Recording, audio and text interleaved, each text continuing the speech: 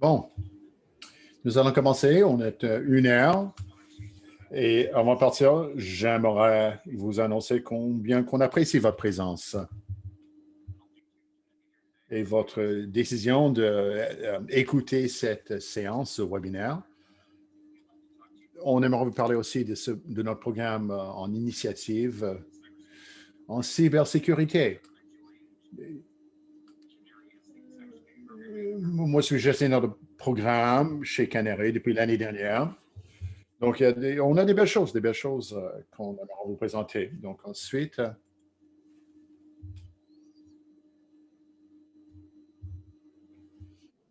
voilà les personnes qui vont prendre la parole. Il y a moi-même Kevin Parent, comme j'ai dit, je suis gestionnaire de programme, en fait, en cybersécurité. Margot Day, qui vient de CERA, qui va se parler, en fait, de l'initiative CERA, le password de feu, le DNS. Nous avons également Jill Kowalczyk, Cancer, qui va nous parler des flux des menaces. Et de l'Université de Waterloo, nous avons M. Amir Akbari, 3 partenaires, en fait, dans ce programme pour les initiatives en cybersécurité. J'aurai également ma collègue Laura Lamar. Elle n'est pas là encore, mais elle va se joindre à nous aussi, ou si ce n'est pas déjà fait. Ici, juste pour vous rappeler, à titre de rappel, la politique concernant l'enregistrement des webinaires, ces webinaires sont enregistrés puis archivés. Et les vidéos sont archivées sur le canal YouTube de Canary et pour être promues par les filières de communication de Canary, où on peut choisir l'une des 2 langues de l'enregistrement. C'est seulement l'audio et les vidéos qui seront enregistrées. Donc, ce n'est pas les questions, forcément. Si vous posez des questions, les questions qui sont affichées dans le chat ne seront pas, en fait, dans l'enregistrement. L'aperçu de la présentation, voilà, on va parler du programme pour les initiatives en cybersécurité, le PIC.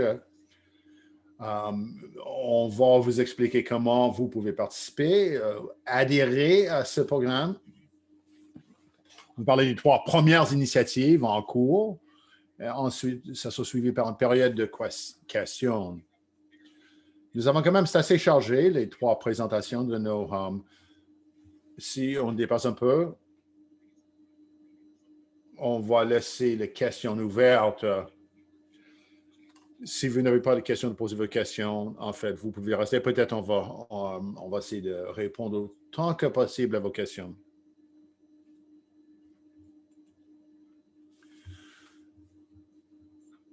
Donc, ici, on parle d'une réalité collective. Comment nous sommes tous connectés, que ce soit physiquement ou par la collaboration. Chacune des organisations, chaque dispositif connecté est susceptible d'être piraté, c'est sûr. Téléphone intelligent, serveur, réseau, en fait, peuvent faire l'objet de piratage. Et les menaces virtuelles. Et compte tenu de la connectivité, en fait, notre cybersécurité est aussi forte que le maillon le plus faible. Donc, s'il y a une faiblesse dans le réseau, tout le monde risque d'être compromis.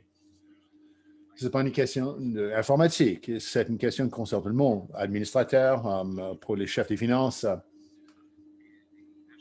il faut une approche nationale en cybersécurité. C'est seulement réalisable si tous les secteurs en entier s'harmonisent et coordonnent ces efforts.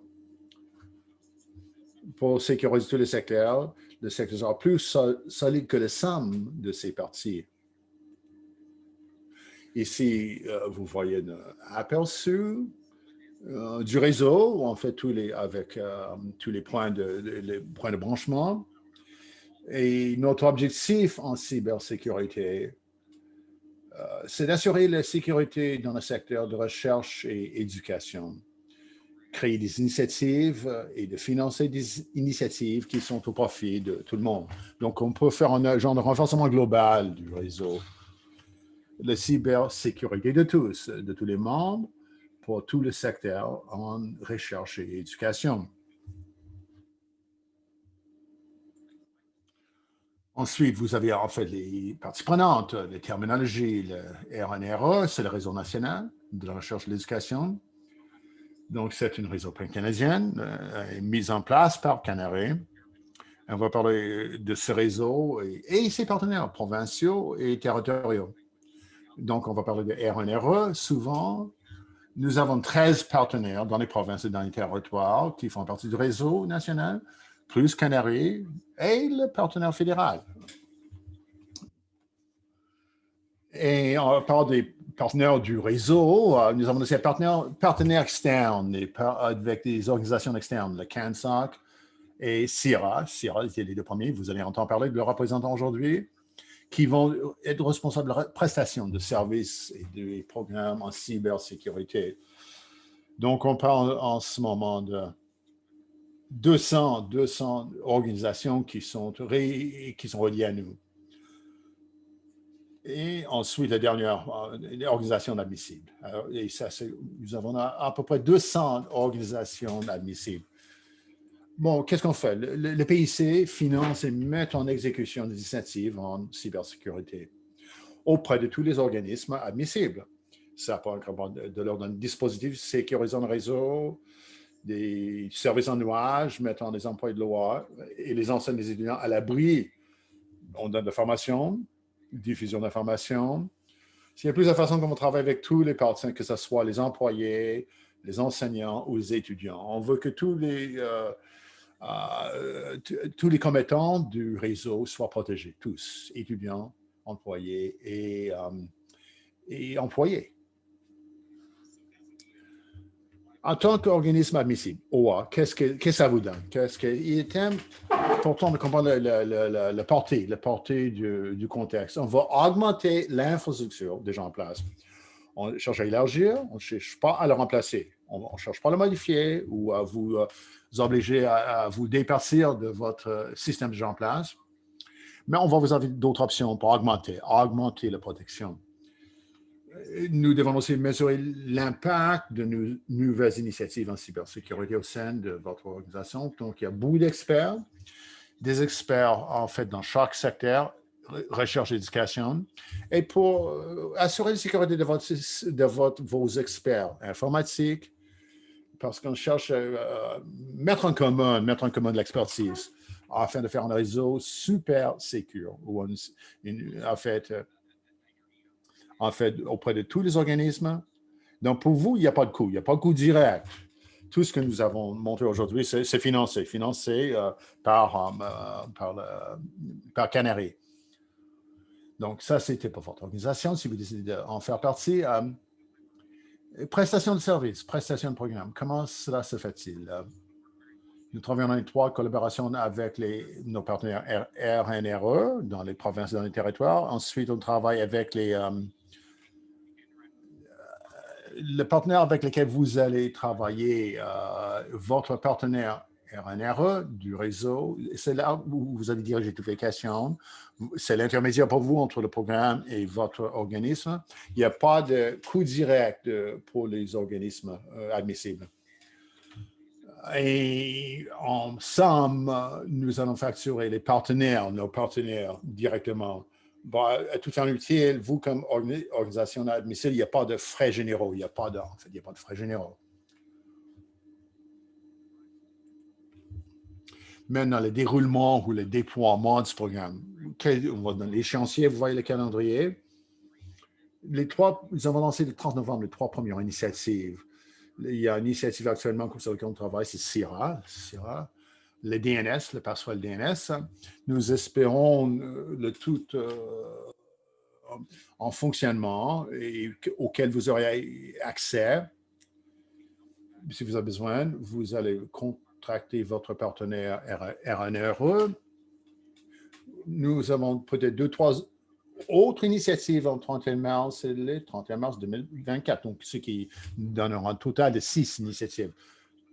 En 2023, 31 mars, c'est la date limite pour vous inscrire aux diverses initiatives, parce que c'est le dernier exercice. En fait, et puis, la dernière année, c'est entre 31 mars 2023 et 31 mars 2024. Mais la date limite d'inscription, c'est 2023. Au fur et à mesure qu'on lance de nouvelles initiatives, vous avez le droit de vous y inscrire, en fait, chemin faisant, au fur et à mesure. Bon, le choix des initiatives qui seront financées. Comment on va choisir les initiatives? Très bonne question. On cherche, en fait, surtout la mobilisation et participation de la communauté, c'est-à-dire de tous, de vous, d'influencer ce que nous allons offrir, ce qu'on va offrir à tout le réseau. Nous avons donc créé une première commission consultative en cybersécurité, ou le comité consultatif en cybersécurité sont des dirigeants, des experts en informatique qui viennent du milieu universitaire, collégial, cégep, OSBL, et aussi des organisations du secteur privé aussi. Donc, avec tous les experts, on veut façonner l'architecture de cybersécurité. Quelle initiative sera le plus profitable en l'ensemble des membres? Et pour aider pour nous encadrer, en fait, le comité consultatif va nous encadrer pour ce que nous allons choisir comme meilleure option pour la prochaine génération en cybersécurité.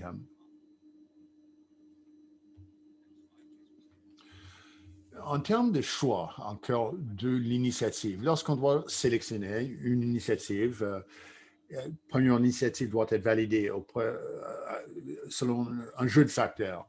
On voit que ce soit durable, efficacité, abordable, que c'est populaire auprès de plusieurs, donc auprès des OA, des organismes admissibles. Nous avons, comme j'ai déjà 200 environ organismes admissibles. Donc, ça doit être des choix qui conviennent au plus grand nombre possible. On veut aussi des choses qui se mesurent. Et donc, on va faire la quantification des retombées. On va mesurer les retombées auprès de tous les organismes. Donc, je vais vous parler maintenant des 3 premières initiatives. CIRA, c'est le passe-feu, DNS. CANSOC, c'est le flux des menaces. Et le système de détection d'intrusion, qu'on connaît, le projet conjoint en cybersécurité. Vous avez peut-être déjà participé à l'initiative lancée par Canary. Les 3 initiatives sont indépendantes, l'une de l'autre, mais ensuite, il faut y avoir une intégration dans certains moments, les unes avec les autres, pour combiner les forces, pour assurer la meilleure protection possible.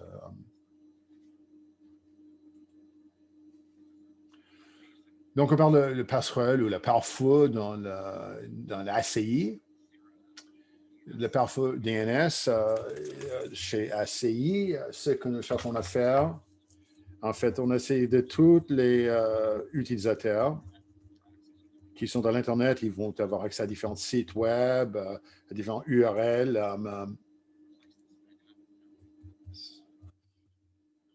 Surtout s'ils visitent des sites qui sont problématiques, qui sont connus. Donc, ça, c'était pour l'utilisateur. Nous avons deuxièmement, nous avons le fil de menace ou le flou de menace, CANSOC, qui cherche les sources d'informations sur les menaces. C'est-à-dire, il y a différentes bases de données sur les menaces. Toutes ces sources vont être consolidées et ils vont faire un fil de menace ou un flux de menace, CANSOC, le threat feed, CANSOC, pour protéger spécifiquement tous les organismes dans le réseau de recherche et d'éducation, selon les options qui sont disponibles, en fait, pour avoir accès, ou les facteurs qui sont les plus... ensuite, le ZIC, le programme conjoint de cybersécurité, système de détection des intrusions. Détection des intrusions.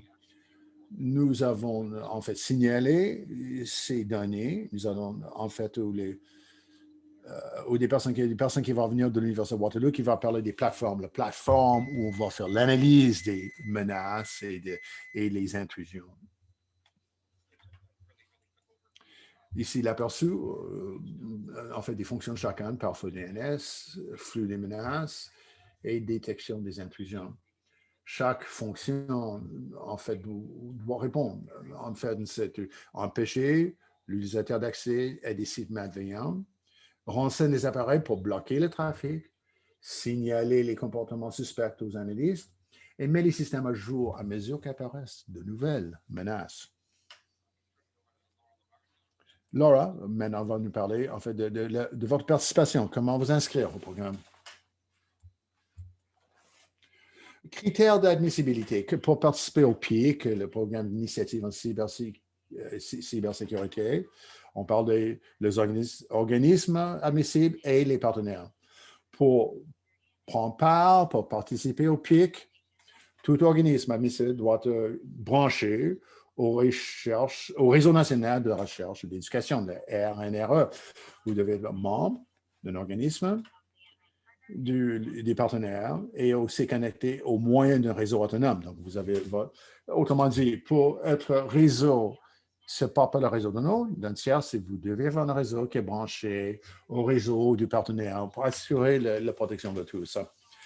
L'organisme doit être une institution postsecondaire d'enseignement supérieur, une installation de recherche non fédérale ou un centre d'excellence.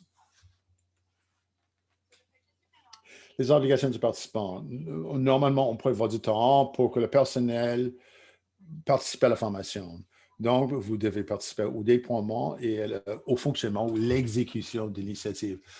On va vous donner aussi de fournir des données sur l'initiative jusqu'en mars 2024.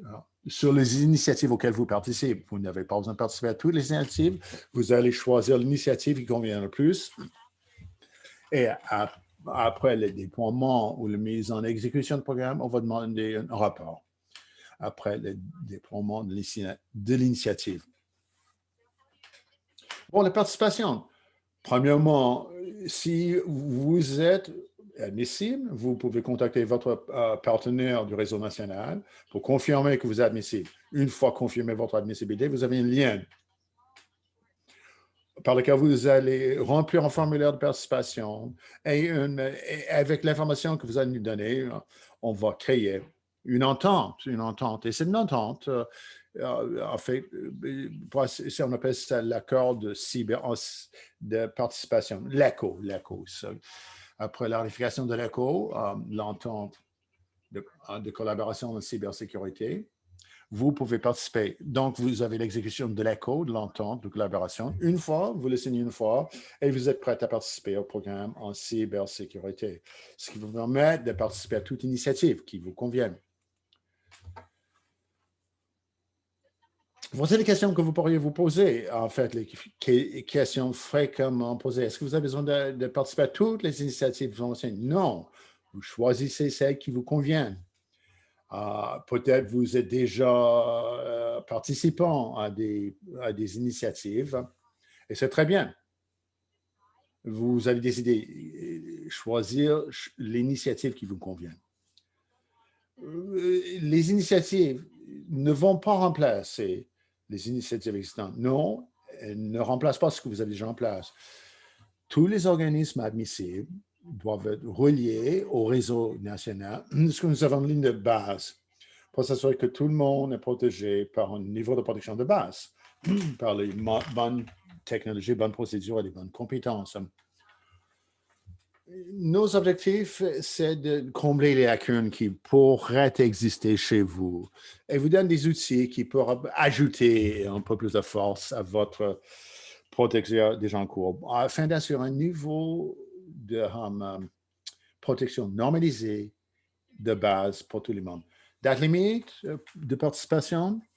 Oui, pouvez-vous joindre jusqu'au 31 mars 2023 afin de profiter pleinement du programme que vous allez choisir jusqu'à la fin du mandat 31 mars 2024. Donc, il y a date limite d'inscription. Mais plus vite que vous allez vous inscrire d'ici 2023, plus que vous allez profiter des initiatives. Si vous faites partie déjà d'une initiative qui est déjà en place, on va travailler avec votre ECHO, votre entente de collaboration. Une fois l'entente de collaboration signée, on va voir qu'est-ce qu'on peut faire pour vous. Notre organisation utilise un pare-feu DNS. Donc, qu'est-ce qu'on peut... Si vous avez le DNS, le pare-feu DNS, on a besoin, en fait, d'avoir une entente ECCO qui va permettre de profiter pleinement, en fait, du financement, parce qu'on va financer le pare-feu DNS, des ACI. aussi les menaces, le flux des menaces CAN-SOC et les systèmes de détection des intrusions. Encore une fois, c'est terminé maintenant pour moi, là, donc je pense que c'est Kevin qui reprend la parole. Voilà, ce sont les 3 premières initiatives dont nous avons déjà parlé. Donc, le pare-feu DNS, le flux des menaces et le système de détection des intrusions. Nous avons les trois représentants qui vont parler de chacune de ces initiatives. Donc, ensuite, pour le ACI, Marc Gaudet, qui va nous parler de pare-feu DNS. Donc, je parle maintenant au Marc. Plaisir d'être avec vous. Au nom de ACI, nous sommes très contents de participer à l'initiative Canary. Je pense que nous sommes une des initiatives financées. Je vais parler du service DNS et de l'architecture qui est sur une protection très efficace contre les logiciels malveillants, les tentatives d'hameçonnage et les réseaux de zombies. Donc, c'est un service DNS. On regarde toutes les demandes d'accès qui viennent par le réseau. Et si on va admettre ou bloquer les demandes, et nous allons faire la valeur avec un DNS, un pare-feu DNS, presque toute l'application, tout le monde utilise un DNS pour faire une demande d'accès. Les sites légitimes et les sites illégitimes ou les nous avons regardé le DNS, vous voyez toute l'activité à travers le réseau, toutes les applications, les logiciels qui sont utilisés, les logiciels malveillants qui sont déjà existants, et sur le comportement des utilisateurs. Donc, il y a les hameçonnages, en fait, les sites d'hameçonnage. C'est un service qui est déployé déjà largement. Depuis 3 ans et demi déjà, nous avons le pare-feu DNS. 500 organismes l'utilisent, le pare-feu DNS. 2 millions d'utilisateurs. Ensuite,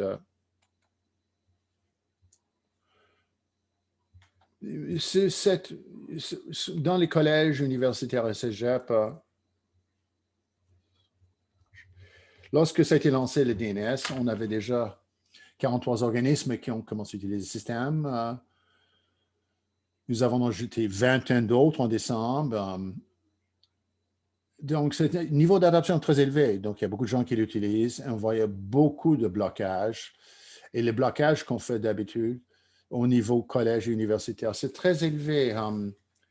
Donc, 1,3 million de menaces bloquées par mois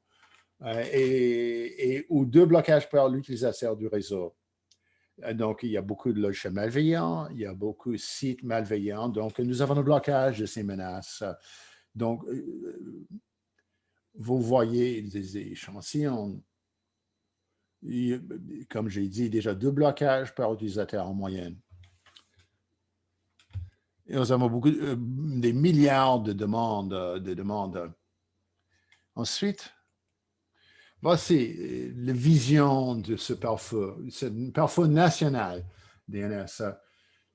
Et ce n'est pas uniquement quelque chose pare-feu. On voit une vision pour le réseau national, pour la cybersécurité à l'échelle nationale. En bas, vous avez ceux qui utilisent notre pare-feu DNS, qui font des demandes jusqu'au DNS. Et avec les systèmes, en fait, on va chercher des flux externes de menaces. Le CCES, le CAN-SOC, le flux de menaces produit par CAN-SOC. CAN-SOC, un flux de menaces. Donc, les menaces identifiées par CAN-SOC, automatiquement intégrées dans le pare-feu DNS. Donc, au niveau DNS, une nouvelle menace sera bloquée presque instantanément à travers toute l'infrastructure. Donc, ça, c'était la façon plus simple, en fait, CAN-SOC, DNS, tout simplement en indiquant le flux ou l'origine de la menace. Un autre élément, avec 60 jusqu'à presque 100 organismes en éducation supérieure qui l'utilisent déjà, on voyait beaucoup de données des menaces, sources des menaces. Donc, une très bonne idée de quels sont les paysages des menaces à travers le secteur en recherche et en éducation. Quels sont les logiciels malveillants? Qu'est-ce qui existe déjà? Et spécifiquement, le hameçonnage, les menaces surtout qui sont spécifiquement conçues pour l'éducation supérieure et les botnets qui sont en fonctionnement également. Et c'est une donnée très dynamique. Ça change de jour en jour, semaine en semaine. Il y a des menaces qui sont très populaires et qui sont omniprésentes. Avec le flux DNS, nous avons les données DNS. Ça nous permet de faire de la recherche, cyber-recherche. Avec les données DNS, ça alimente les recherches en DNS, en cybersécurité. Je vais parler de Akamai, notre partenaire, qui va décider ces flux de menaces. On commence à travailler sur certains projets pour identifier les nouvelles menaces identifiées par le DNS. Il y a un projet de recherche en cours avec l'Université de Nouveau-Brunswick qui examine les données DNS pour identifier les lieux de commande et de contrôle, pour savoir où est-ce que ça se fait l'hameçonnage. On va regarder un organisme, admettons ACI par exemple, on va regarder les données DNS. Est-ce qu'il y a des demandes d'admission sur le nom ACI ou CIRA? Est-ce que je trouve d'autres des URL qui utilisent le nom CIRA, ACI? Donc on utilise l'apprentissage machine, intelligence artificielle. Ça va créer beaucoup d'occasions, de possibilités pour recherche en cybersécurité, pour utiliser les données pour détecter les menaces particulières et de donner, alimenter les projets de recherche CANSOC aussi et optimiser le flux des menaces de CANSOC. Voilà l'écosystème à partir de notre pare-feu DNS. Les données DNS et aussi les cyber-recherches des données.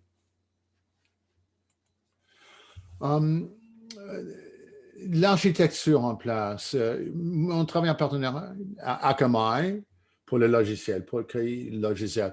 ACI, propriétaire du service. Donc, nous avons 2 nuages à unidiffusion aléatoire.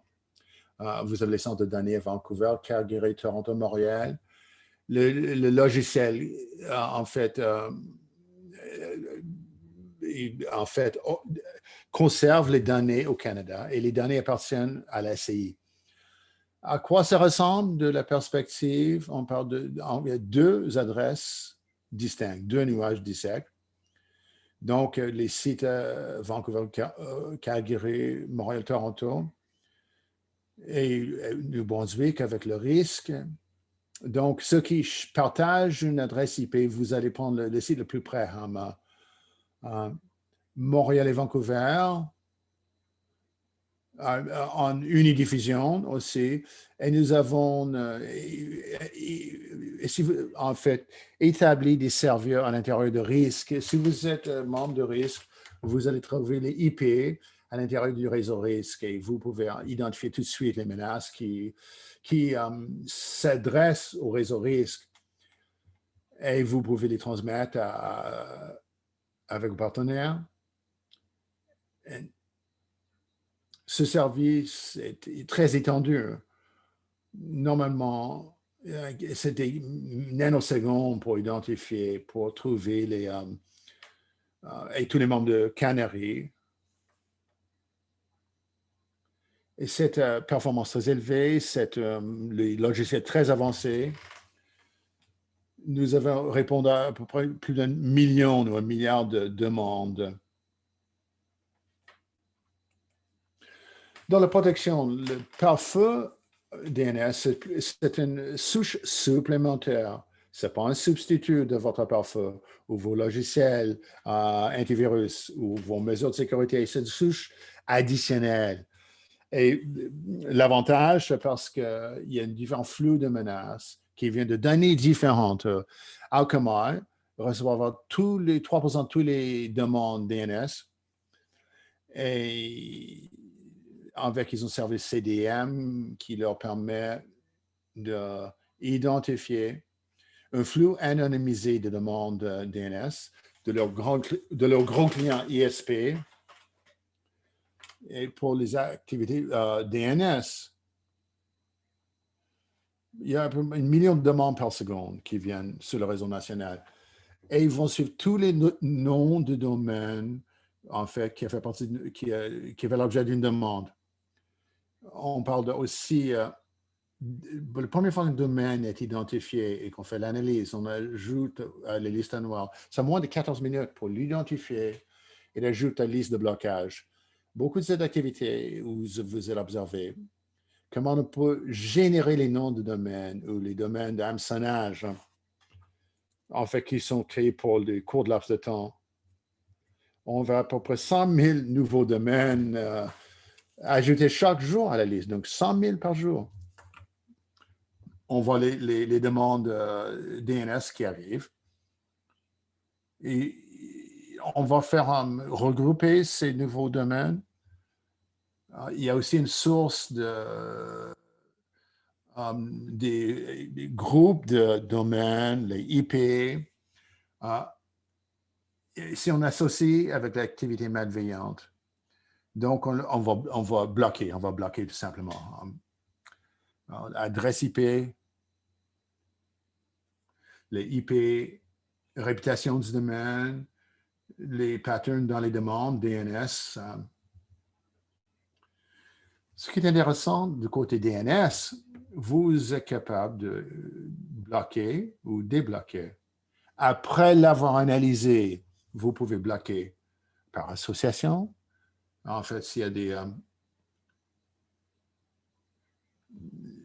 étant donné qu'ils sont des porteurs IP, et c'est très, on n'a pas beaucoup de faux positifs. On a presque 2 millions d'utilisateurs qui utilisent notre service.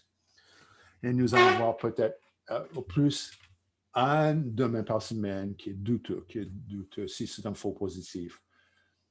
Le plus souvent, d'habitude, on parle d'un domaine qui a été compromis. C'est un domaine qui est un domaine légitime, mais qui a été compromis. Les options, vous avez interface utilisateur. Donc, on peut faire la gestion de nombreux réseaux à partir du même portail. On a plus de 60 catégories de filtres pour le contenu ainsi que la gestion des listes blanches et noires. On peut les désactiver le filtrage ou on peut faire une liste de blocage, liste noire sur mesure pour vos besoins. Si un utilisateur va sur un site d'hameçonnage, il va voir que les blocs sont adaptables en fonction du contenu des logiciels malveillants. Donc, les données bloquées, on peut aller chercher les données bloquées et puis l'isoler et les mettre dans un genre de silo. Configuration très simple, c'est donc, premièrement, il n'y a pas de logiciel, il n'y a pas d'équipement que vous devez acheter. On commence par remplir le formulaire de l'entente de collaboration, le ECHO. 95% de nos clients ont déjà en fait, ils ont déjà un DNS interne et ils vont trouver les directoires, en fait, qui vont te mettre en connect avec parfois, on a besoin de 2 IP pour fonction de redondance. Les demandes de DNS sont envoyées, en fait, au serveur et on va les permettre, on va les bloquer. Ce qu'il faut connaître, il y a une composante de serveur suppléant. Si le site est bloqué, le serveur DNS va répondre avec l'adresse d'un deuxième serveur de substitut où on peut, et vous allez vers le serveur de substitut, en fait, où on peut aller voir les pages qui ont été bloquées. C'est important d'avoir cette double protection, donc les serveurs de substitution. Et quand vous allez configurer les serveurs à l'intérieur du portail DNS, vous pouvez aussi nous identifier le trafic de nos clients selon le IPS source. Les demandes de DNS viennent à notre serveur. On va regarder l'IP source et on va faire l'analyse selon l'IP source. Et toute association entre cette IP et vous, il faut comprendre les adresses IP que nous allons en fait observer et analyser. et aussi le trafic HTTP. C'est quand même assez évident en termes de configuration. Vous pouvez appliquer différentes politiques. Si le Wi-Fi étudiant et quitte le réseau, votre IP, donc votre réseau interne, vous pouvez voir ce qui a été enregistré. Ça termine pour moi.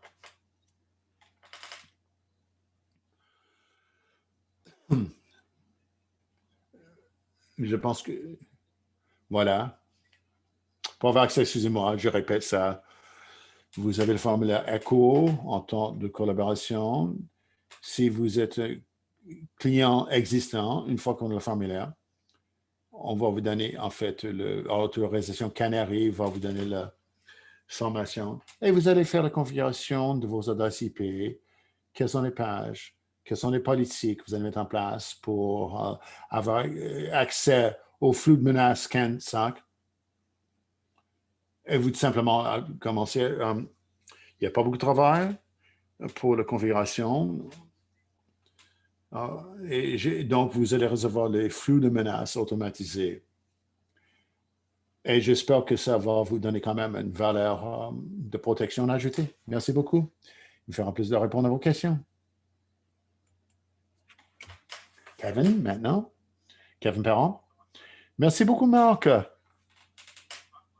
Pour parler du deuxième initiative de CAN-SOC, je cède la parole à Jill Kowalchuk, qui va nous parler de l'initiative de son association de CAN-SOC.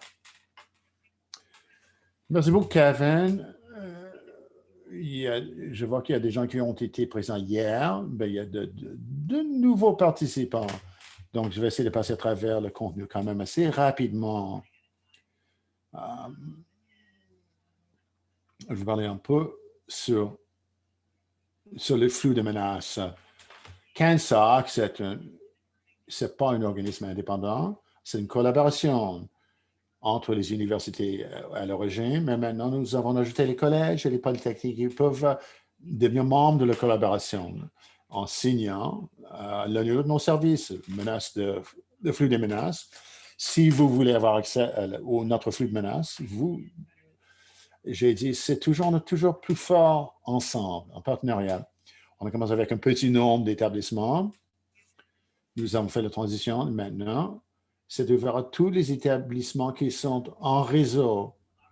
On travaille en collaboration pour identifier les défis, les difficultés en cybersécurité, pour travailler sur le développement, la mise en œuvre des solutions contre les menaces qui sont adaptées au domaine postsecondaire. Les exigences sont très semblables à ce que vous voyez ailleurs dans le domaine informatique, dans le réseau TIC. Ici, il y a certaines composantes qui ne fonctionnent pas nécessairement dans le secteur. Donc, on va trouver des choses pour savoir quels sont les défis spécifiques au secteur en recherche et éducation ou quelles sont les solutions qu'on pourra ajouter ou choisir pour aider notre secteur. Les membres sont des établissements, mais on a seulement un morceau de la casse-tête, en fait. Le système de sécurité informatique comprend d'autres organismes. CAN-SOC, on est prêt à travailler avec nos partenaires, avec les organismes qui sont actifs en cybersécurité pour avoir une solution adaptée commune à tous. Donner le soutien qui est ciblé spécifiquement pour le secteur recherche et éducation. Donc, on utilise, comme je vous ai déjà dit, il y a le cadre. Le cadre, vous voyez, il y a 5 fonctions d'identification, protection, détection, réagir et rétablir. Mais nous, c'est sur le 3e et le 4e. C'est les détections et réactions. Comment on peut travailler avec d'autres qui sont là pour détecter les menaces, faire la détection des menaces. Et on cherche aussi à trouver des solutions de réaction pour renforcer la force de notre sécurité. Si dans l'espace de cyberinformatique, vous savez que les détections est très difficile. Les défis, c'est très, très difficile. Donc, je cherche qu'est-ce qu'on peut faire, les technologies, les logiciels, les experts qu'on peut ajouter pour soutenir la détection des intrusions. Ensuite, ici, nous sommes axés dans la coordination. Donc, on a Canary, enfin, des gens travaillent dans la coordination du secteur, réseau de recherche en éducation, et en fait, avec la sécurité numérique.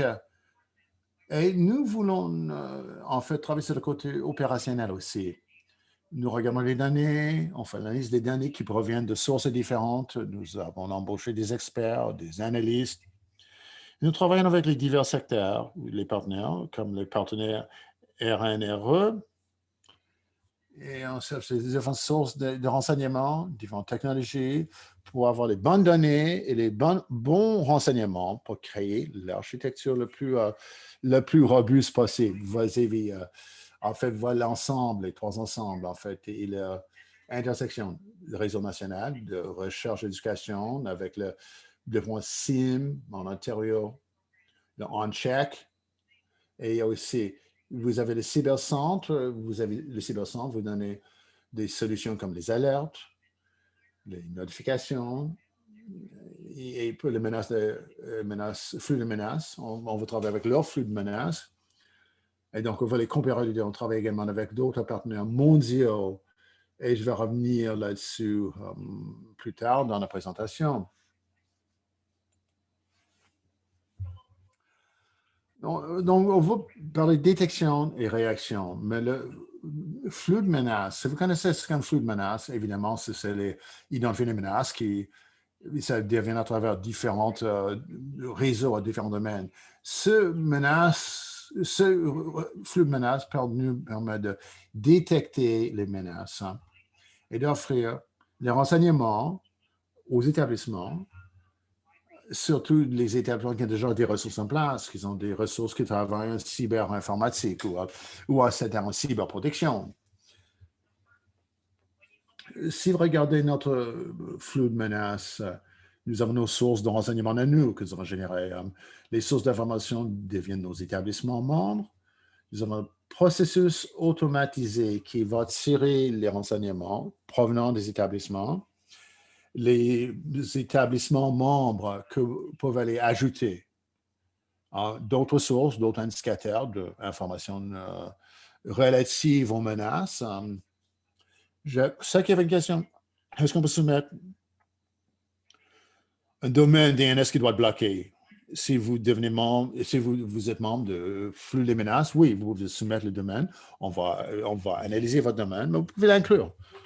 Le nom du domaine que vous voulez bloquer. D'autres sources, les Centres canadiens pour la cybersécurité, 3C. Vous avez peut-être aussi membre déjà. Si vous avez en fait membre de ThreatFeed, vous allez recevoir ça, le CCC.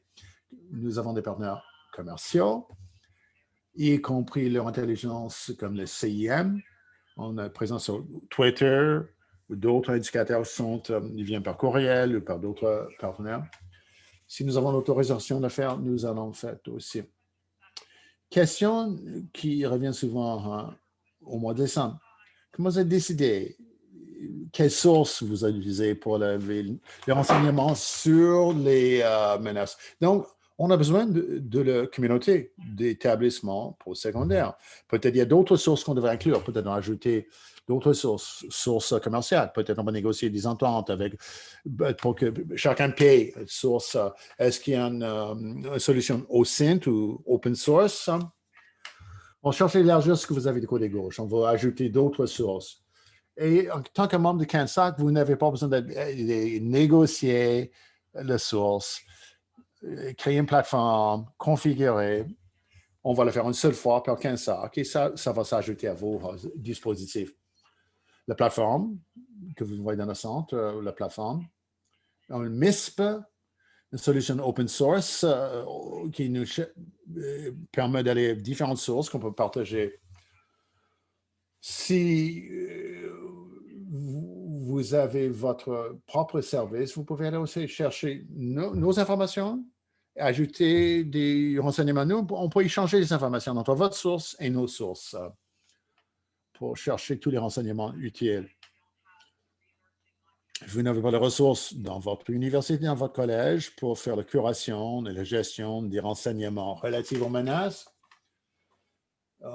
Donc, c'est sûr qu'il y a différentes façons que vous pourriez profiter du flux de menaces. Et ça, Marc a déjà parlé avec le DNS, le pare-feu DNS.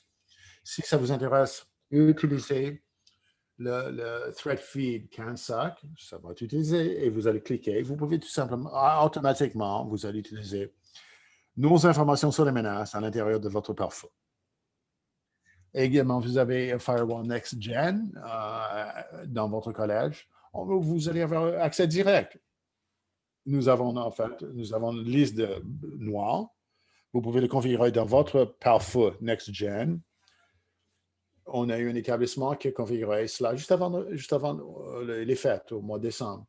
Et ils ont réduit de 30% des demandes qui étaient bloquées, qui, en fait, 30% n'ont plus accès. Donc, il y a beaucoup d'avantages déjà pour les établissements qui s'ajoutent au service. Et si vous avez le OSINT et vous utilisez des autres dispositifs, ça va vous donner les renseignements les plus pertinents possibles.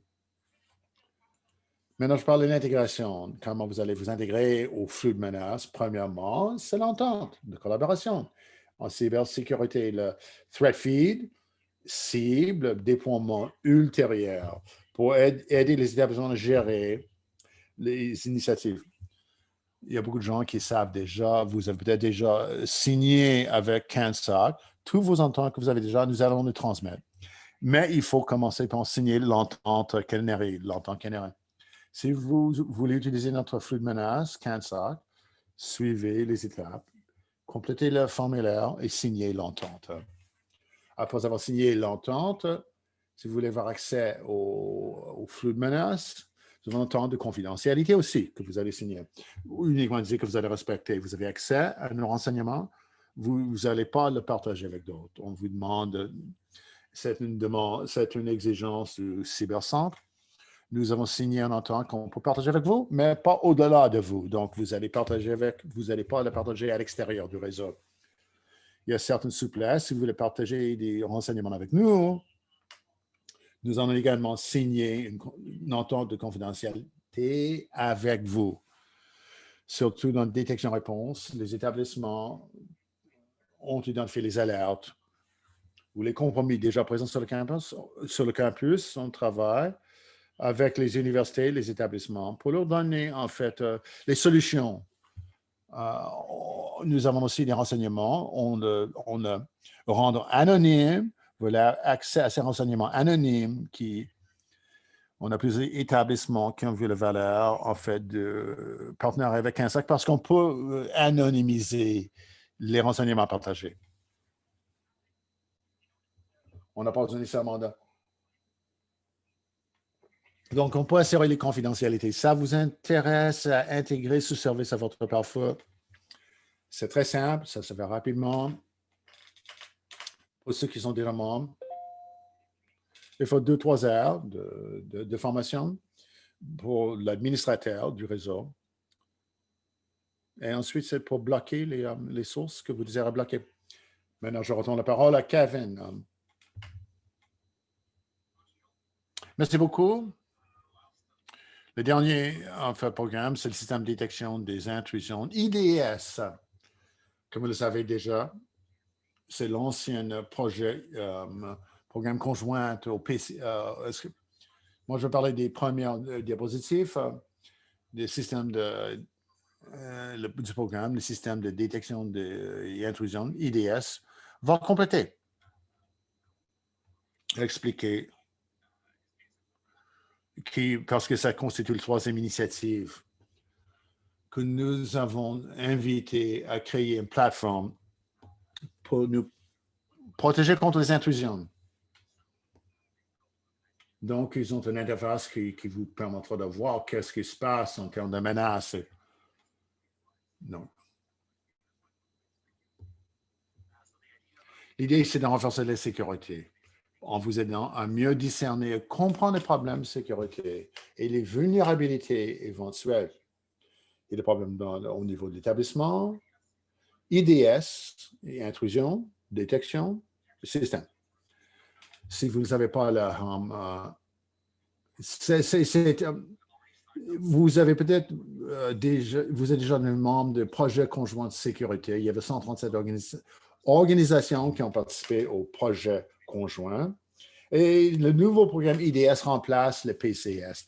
Si vous êtes déjà membre ou déjà inscrit au projet conjoint, mais aussi 70 organismes ne sont pas encore membres. On aimerait content que vous vous inscriviez au projet de Herman. Ce que vous allez recevoir en devenant membre au IDS, surtout ceux qui ne participaient déjà au projet conjoint, vous allez recevoir un serveur et un logiciel Zeek installé. C'est l'outil IDS, Zeek. Après l'installation du serveur et du logiciel, vous recevez la formation, le soutien, et on va vous donner 15 000 $ pour que votre personnel participe et installe, configure et maintienne l'équipement et le logiciel du système pour les détections des intrusions. Donc, 15 000 $ pour la formation de votre personnel.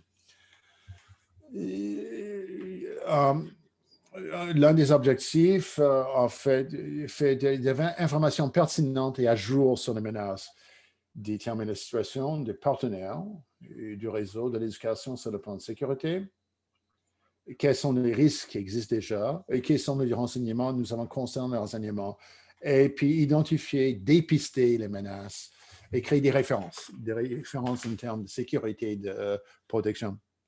Maintenant, je cède la parole à l'Université de Waterloo. Merci beaucoup.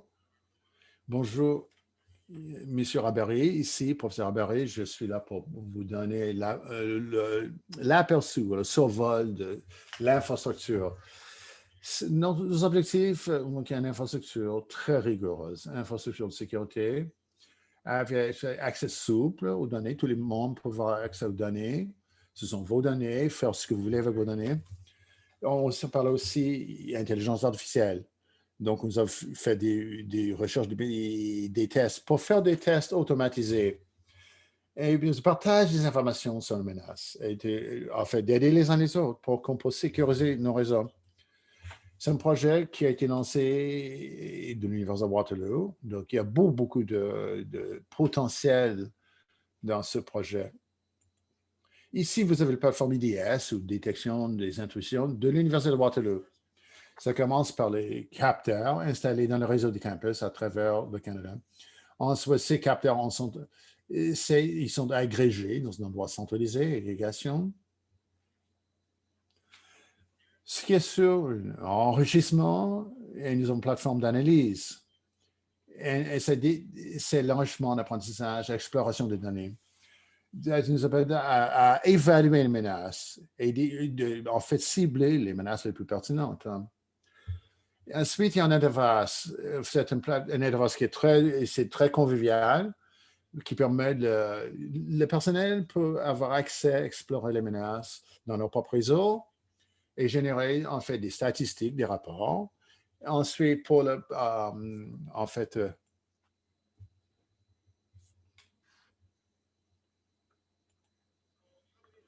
l'analyse. Comment est-ce que vous allez en fait nous utilisons l'intelligence artificielle et les sciences sur les données. C'est impossible de le faire. Nous avons, en fait, détection en fait éloignée.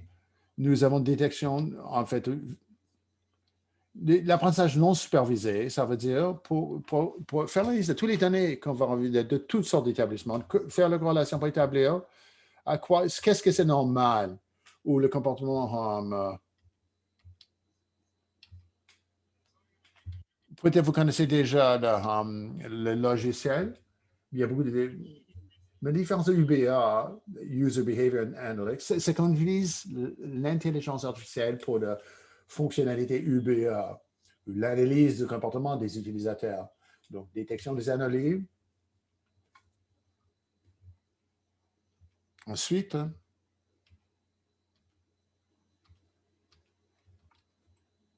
analyse. Ici, vous voyez le roulement. On fait l'analyse et détection pour identifier les comportements bizarres, les botnets, par exemple. Ça vient, en fait, les données que nous recevons, et les graphes sont faciles à faire d'une façon de regarder le comportement, de voir les données qui sont menaçantes, parce que ça donne vraiment une image. Si on fait l'analyse profonde de ces données, on va chercher les flux de menaces. Et c'est sûr, ces flux de menaces sont très complexes, mais c'est beaucoup plus facile lorsqu'on utilise l'intelligence artificielle. Les options. Je vais aller, qu'est-ce qui se passe? Les options qui sont offertes maintenant, qu'on va vous offrir. Peut-être l'option, c'est comme Canary, en fait, le portail, le IDS. IDS, c'est un service en nuage qui tous les membres auront accès. Ils peuvent avoir un accès flexible aux données gratuitement, en fait, pour à la recherche de menaces.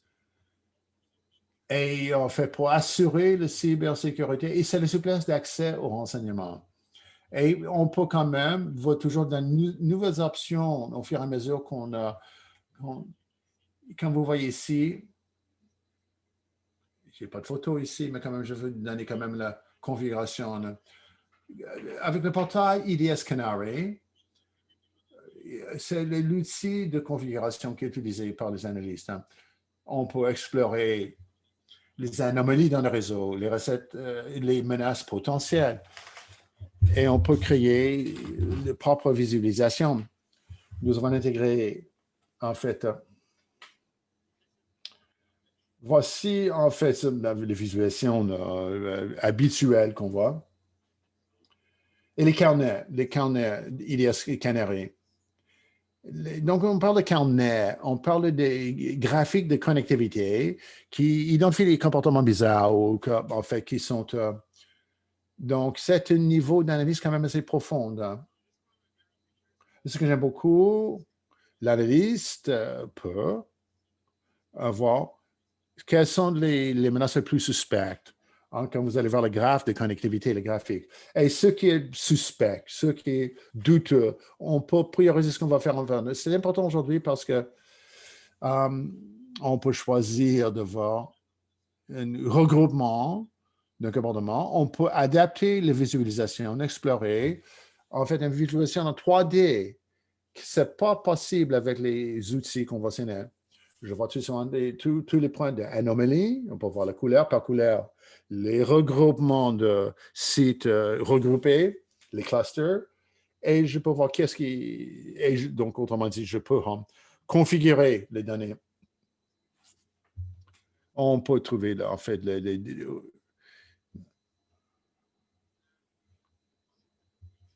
une autre option qui est disponible dans notre réseau ou dans le carnet DS.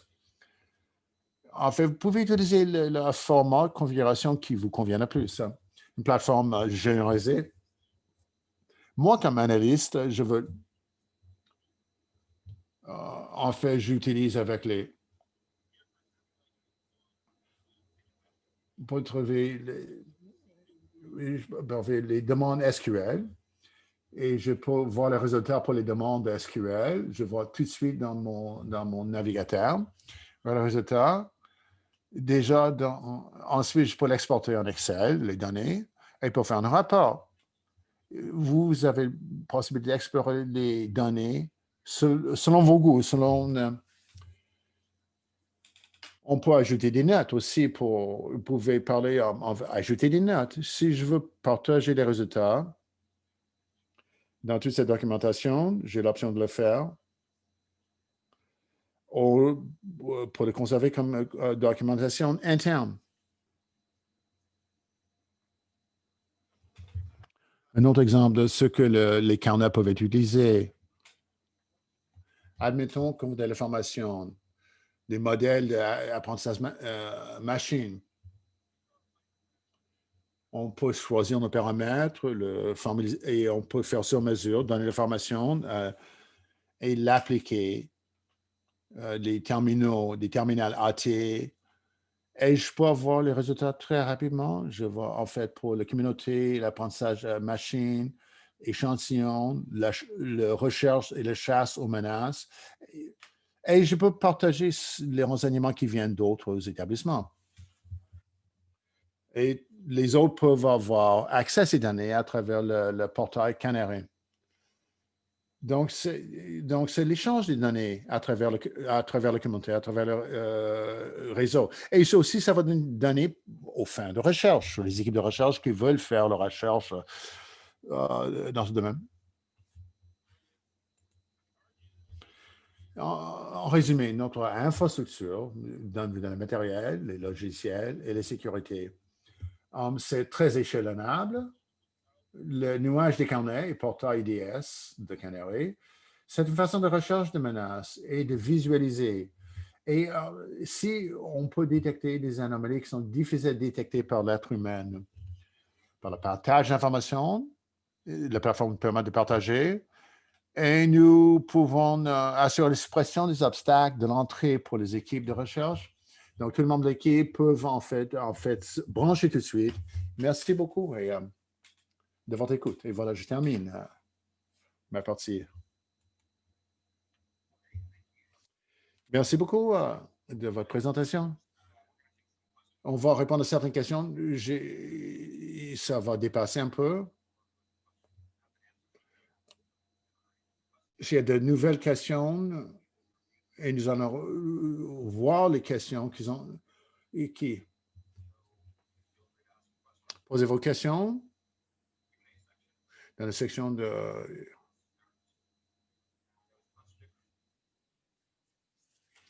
Il y avait des questions qui proviennent de Patrick. Quelles sont les métriques que nous allons partager? Est-ce qu'on a besoin de tous avoir tous les métriques? Et aussi la confidentialité de nos données. Comment est-ce qu'on assurer? La réponse simple? On va juger au cas par cas.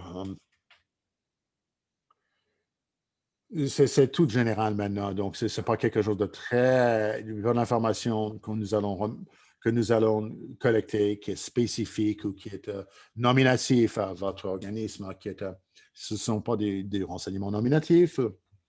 Donc, il y a toujours la protection de la confidentialité. Mais on cherche, mais on peut répondre plus tard si vous considérez qu'il y a des données qui sont délicates ou confidentielles que vous devez protéger. Deuxième question, ça.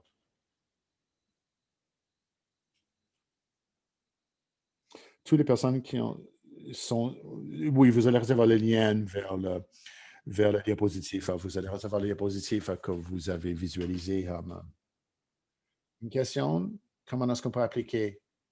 Comment on peut, en fait, adhérer? C'est quoi les modalités d'adhésion? Oui, pour faire la demande d'adhésion, vous avez une entente, la ECCO. Et pour l'exécution de ECCO, de l'entente, on va l'envoyer par votre partenaire ou on va l'envoyer à la personne qui est autorisée à signer. Ce n'est pas tout le monde qui va lire l'entente. Et ça prend environ une semaine pour le traitement de votre demande après la signature. Vous pouvez aussi, en fait, chez Canary, vous pouvez suivre aussi le programme PIC, le programme en initiative de cybersécurité. Ensuite, j'ai une question. Qu'est-ce qu'on peut contacter pour assurer de bonnes réceptions de notre entente? Je l'ai envoyé au mois de décembre. Donc, Laura, et vous pouvez nous contacter à travers le site web. Nous avons vérifié déjà l'entente et ça a été envoyé une semaine après la demande. Donc, ça a été envoyé. Si vous venez nous contacter, si vous n'avez pas reçu notre réponse. Merci beaucoup, Laura. Sonia, est-ce qu'on peut ajouter des domaines à bloquer? Jill, elle a répondu oui, vous pouvez soumettre par le flux de menace cancer qui se sera inclus. Ici, il y a des domaines que vous voulez bloquer. Travis, IDS. Est-ce qu'on parle de. Est-ce qu'il y a quelque chose comme parapluie, comme le filtre IDS? Le filtre IDS? Oui. nous allons déployer des agents rotatifs ou les logiciels qu'on va vous offrir sur des portables. Donc, si les personnes chez Darbox, donc les demandes de DNS, vous pouvez les consulter à distance, à l'extérieur du réseau, par exemple, par votre portable. Merci beaucoup, Marc. Nous allons déployer le pare-feu DNS. Une des limitations pour nous, ça ne donne pas l'adresse IP. On veut le serveur DNS, mais pas l'adresse en fait, de l'appareil dispositif qui est infecté. Est-ce que vous allez identifier les dispositifs? Oui, c'est une bonne question. Ce qu'on va voir là, nous allons détecter la contamination. Les demandes DNS viennent. On ne peut pas envoyer l'adresse interne. Donc, il y a un défi. Et c'est un botnet que vous avez identifié. Nous allons identifier le botnet. En fait, vous allez isoler l'adresse IP. C'est une autre couche de travail. Nous n'avons pas encore la cartographie pour bloquer le botnet. Donc, il faut que le logiciel DNS fonctionne à l'intérieur de votre réseau. C'est un peu plus compliqué de fonctionner de cette façon-là pour vous assurer un niveau de protection pour désactiver les botnets. Un peu plus compliqué. Nos questions? Nous voulons la chaîne parfois next-gen ou prochaine génération. Avez-vous des conseils? Est-ce que... Ouais, on a répondu, on dit oui. On travaille avec les établissements. On va vous parler de tous les pare-feux populaires, prochaine génération. Cisco, Palo Alto, Fortinet. Nous allons travailler avec vous pour vous assurer l'intégration de votre pare-feu. Est-ce qu'il y a des questions? Vous pouvez contacter Jill chez Cansac pour si vous avez d'autres questions. Et dernière question? Est-ce que le flux de menaces ou threat feed, est-ce que c'est déjà connecté avec le pare-feu Next Generation? Pas encore, mais on va en discuter. On va en discuter avec les établissements à risque.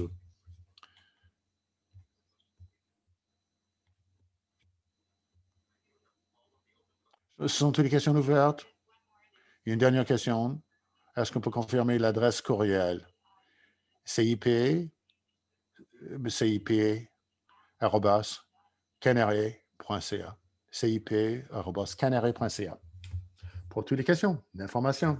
S'il n'y a pas d'autres questions, je remercie tous les participants, tous qui ont été à l'écoute. Je remercie les orateurs et contactez-nous pour tout autre renseignement éventuel. Et au plaisir de vous parler. Très bientôt. Donc, bonne journée à tous.